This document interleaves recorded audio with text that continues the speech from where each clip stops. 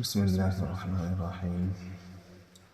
الحمد لله رب العالمين، والصلاة والسلام على سيد المرسلين وعلى آله وأصحابه أجمعين.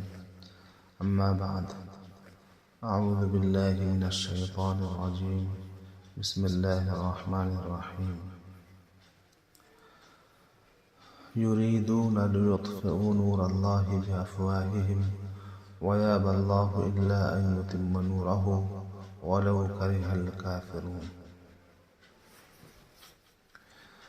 آج کی گفتگو کا موضوع ہے سادگی سے آدمی خوبصورت اور ہر دل عزیز ہوتا ہے اور بناوٹ سے بدصورت اور ذلیل ہو جاتا ہے۔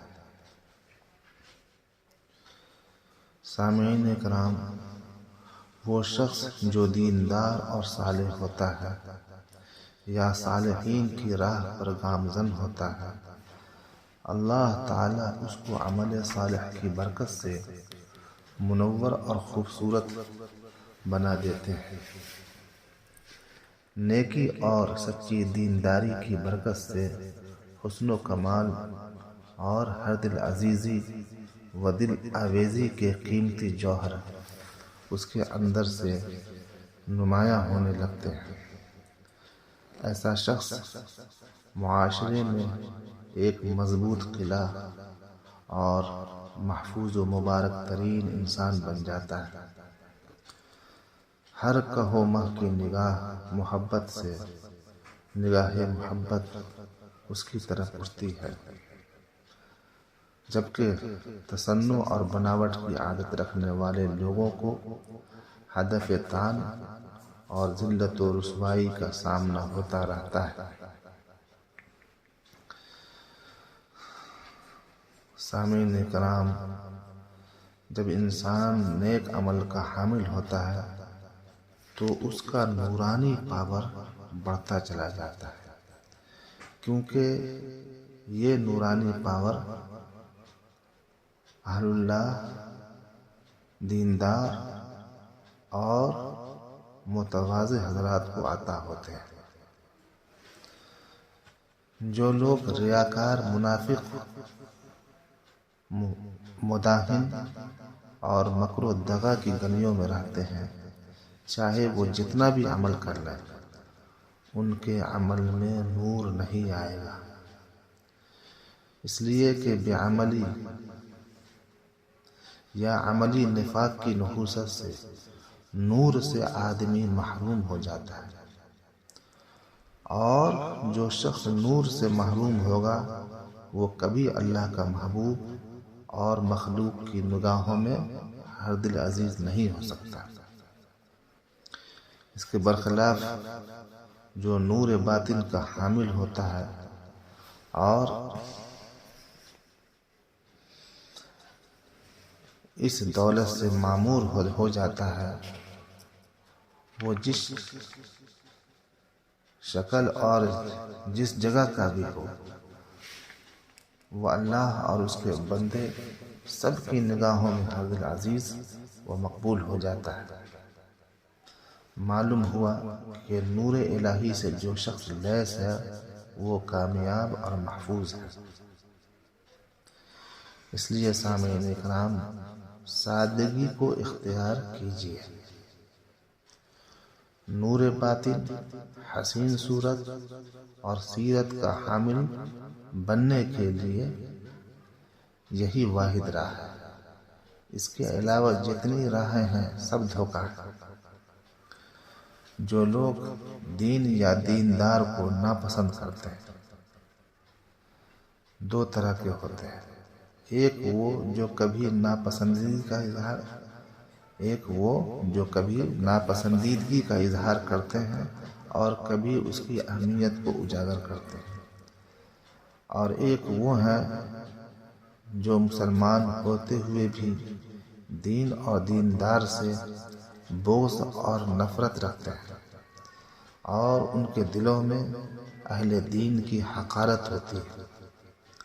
اور اس کی وجہ یہ ہے کہ اہل دنیا سے اہل دین کی طبیعت اور ان کا مذاق الگ ہوتا ہے۔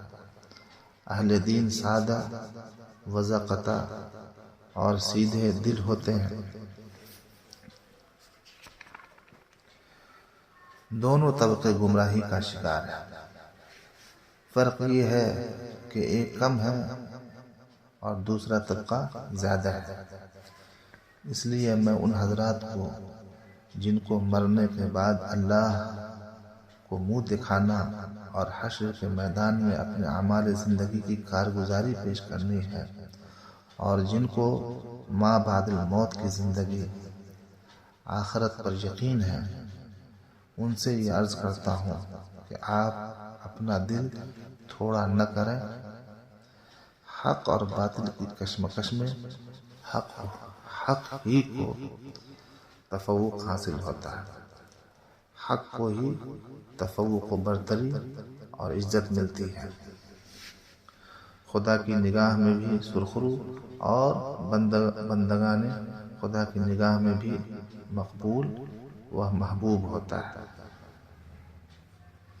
جبکہ باطل نظریات کے حامل افراد سے خدا بھی ناراض اور مخلوق میں بھی کوئی اہمیت و عزت نہیں۔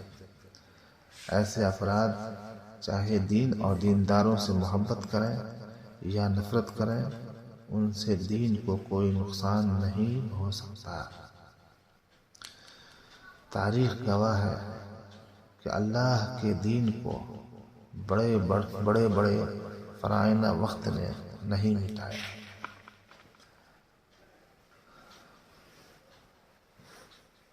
تو اس زمانے کے چھوٹے فرعونوں سے کیوں یہ دین مٹ سکتا ہے؟ اللہ کا دین کسی بندے کا اور مخلوق کا دین نہیں ہے۔ اس دین کا وجود نور الہی سے ہے، اور نور الہی کو کون بجھا سکتا ہے؟ اللہ تعالیٰ خود فرماتے ہیں یریدون لیطفئوا نور اللہ بافواہہم ویابی اللہ الا ان یتم نورہ ولو کرہ الکافرون۔ یہ خدا کے نور کو مٹانا چاہتے ہیں، بخدا یہ خود ہی مٹ جائیں گے، اور خدا کا نور ان کے مٹانے سے نہیں مٹے گا۔ یہ لوگ اپنے ایمان کی خیر منائیں، یہ ہیں کس ہوا میں؟ خدا کی قسم ان لوگوں کا نام و نشان تک نہ رہے گا، یہ بالکل تباہ و برباد ہو جائیں گے۔ چراغ راہ کے ایزد بر فروزد، ہر آنکھ کے وے تف زند ریشش بسوزد۔ جس چراغ کو خدا نے جلایا ہے، جو کوئی اسے بجھانا چاہے گا اس کی داڑھی جل جائے گی۔ مشائخ فرماتے ہیں کہ انوار نہیں مٹتے، اللہ کے نور کو مٹایا نہیں جا سکتا، اللہ کے دین کو مٹایا نہیں جا سکتا۔ اگر گیتی سراسر باد گیرد، چراغ مقبلہ ہرگز نہ گیرد۔ اگر روئے زمین پر آندھیاں ہی آندھیاں چلے تو بھی خوش نصیبوں کا چراغ نہیں بجھے گا۔ یہ اس عارف نے یہ بات اہل اللہ کے انوار کے متعلق فرمائی ہے۔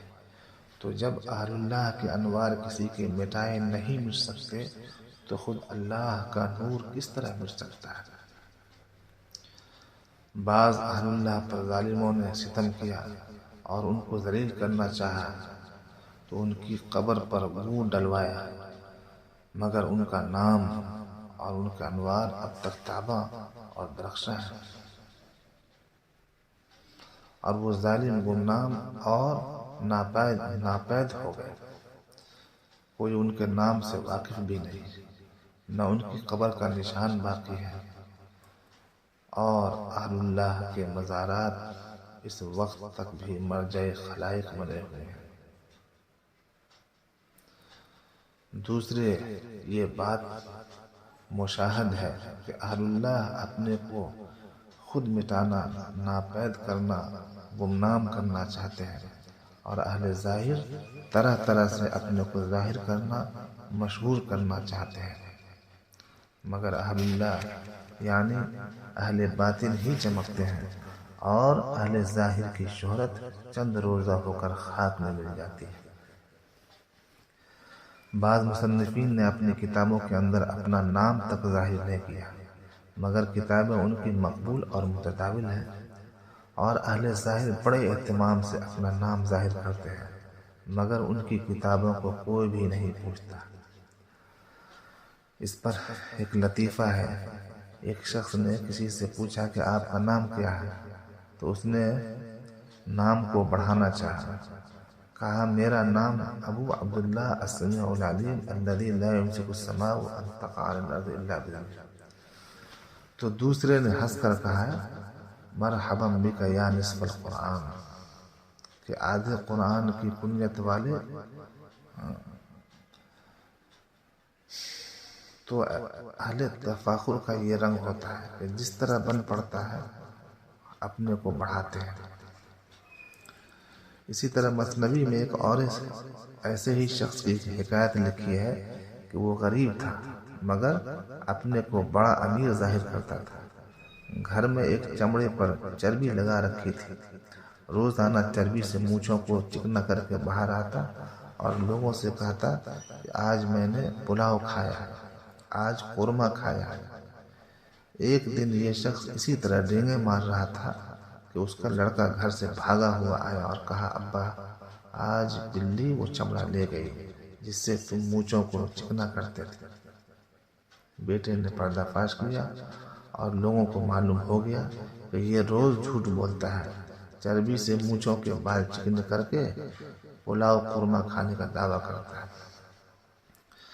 غرض اہل تصنع کی چال نہیں چلتی، کسی دن ضرور بھانڈا پھوڑتا ہے اور بجائے عزت کے لوگوں کی نگاہ میں ذلیل ہو جاتا ہے۔ اور اہل باطن کی یہ حالت ہے کہ وہ طرح طرح سے اپنے کو گمنام کرنا مٹانا چاہتے ہیں، مگر اللہ تعالیٰ ان کو اور زیادہ چمکاتے ہیں۔ نہ کچھ شوقی چلی باد صبا کی، بگڑنے میں بھی زلف اس کی بنا کی۔ سامعین کرام، حضرت مولانا محمد قاسم صاحب رحمۃ اللہ علیہ نانوتوی کی یہ حالت تھی کہ لباس ایسا پہنتے تھے جس سے کوئی نہ سمجھ سکے کہ یہ عالم ہے۔ نہ عبا پہنتے تھے، نہ چوغا، نہ ململ پہنتے تھے، نہ تنزیب، بلکہ گاڑھا مارکن آپ کا لباس تھا، اور اسی لباس سے آپ بڑے بڑے مجمعوں میں تشریف لے جاتے تھے، مگر آپ کے سامنے سارے عبا اور جبے والے دھرے رہ جاتے تھے۔ آپ ہی کا نام چمکتا تھا اور کسی کو کوئی پوچھتا بھی نہ تھا۔ مباحثہ شاہجہاں پور میں جو مخالفین اسلام کے مقابلے میں بڑا عظیم الشان مناظرہ تھا، بڑے بڑے عبا قبا والے موجود تھے، اور حضرت مولانا نانوتوی اسی معمولی کرتا اور لنگی میں تھے، مگر جب آپ نے تقریر کی ہے تو عوام پر اتنا اثر تھا کہ شاہجہاں پور کے ہندو مہاجن اور بنیے یہ کہتے تھے کہ نیلی لنگی والا مولوی جیت گیا۔ ایسی تقریر کی جیسے دریا بہتا ہے، کسی کو اس کی بات کا جواب نہیں آیا۔ نیز مولانا نانوتوی کی یہ بھی عادت تھی کہ سفر میں اپنا نام کسی پر ظاہر نہ کرتے، اور ساتھیوں کو بھی ممانعت تھی کہ کسی پر نام ظاہر نہ کریں، اور اگر کوئی آپ ہی سے پوچھتا کہ جناب کا نام کیا ہے، فرماتے خورشید حسین، کیونکہ آپ کا تاریخی نام یہی ہے، مگر اس نام سے لوگ واقف نہ تھے، اس لیے کوئی نہ سمجھتا کہ مولانا محمد قاسم صاحب یہی ہیں۔ اور اگر کوئی وطن کا نام پوچھتا تو فرماتے الہ آباد، نانوتا کا نام نہ لیتے۔ رفقا نے کہا حضرت آپ کا وطن الہ آباد کدھر سے ہو گیا، یعنی یہ تو کذب ہے۔ فرمایا نانوتا بھی خدا کا آباد کیا ہوا ہے، پس لغتاً ہر بستی الہ آباد ہے، یعنی کذب لازم نہ آیا بلکہ توریہ ہوا۔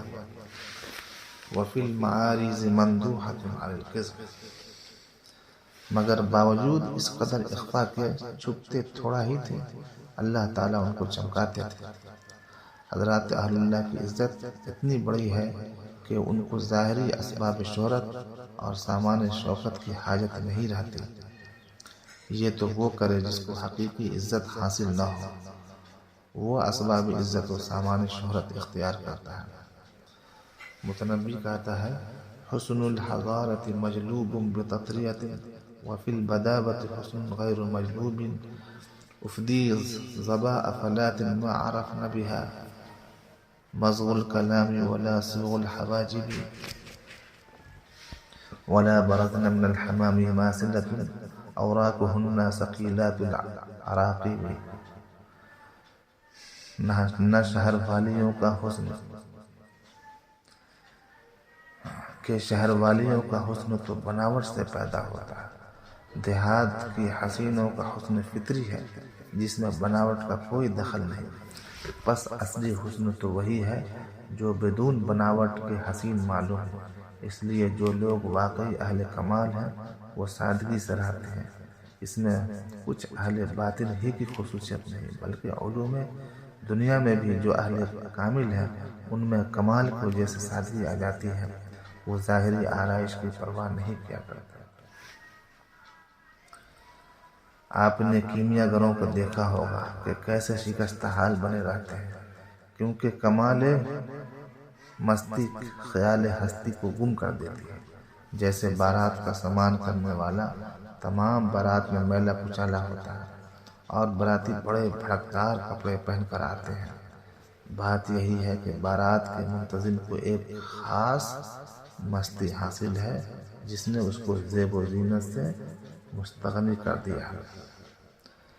پس اگر اہل اللہ کی باطنی حالت باطنی مستی کی وجہ سے شکستہ ہو تو اس پر تعجب نہ کیجیے، بلکہ اگر شکستہ نہ ہو تو تعجب کیجیے۔